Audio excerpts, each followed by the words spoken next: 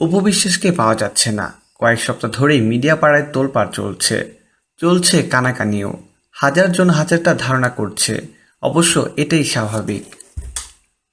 যুগের বিখ্যাত নায়িকা বলে কথা, সুপারস্টার তিনি। তাই বলি অপু যাবে কোথায়? অন্তত নিজের ফোনটা তো খোলা রাখবে, কিন্তু মোবাইলও বন্ধ। ফেসবুকেও নেই তিনি। কেউ সন্দেহ করে বসলো দেশে আছে তো। সন্দেহটাকে একেবারে উড়িয়ে দেয়া যায় না। অভিনয়ে ফিরবে তো এমন শঙ্কাও বাসা বেঁধেছে ভক্তদের মনে। নিখোঁজ অপুর খোঁজে বেশ করার চেষ্টা চালিয়েও কোনো ফল হলো না। আগামী মাসে শামীম আহমেদ রনির বজগিরি সিনেমায় তার শুটিং করার কথা।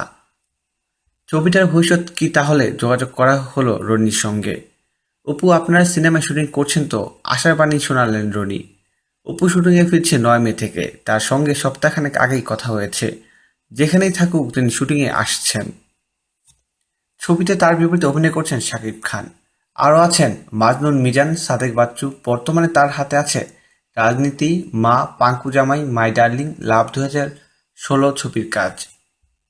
এছাড়াও মুক্তির প্রতীক্ষায় রয়েছে রাজ পরিচালিত সম্রাট ছবিটি। অপু বিশ্বাসের সর্বশেষ মুক্তিপ্রাপ্ত ছবি হল রাজা ৪২০। এতে তার বিপরীতে নায়ক হিসেবে অভিনয় করছেন শাকিব খান।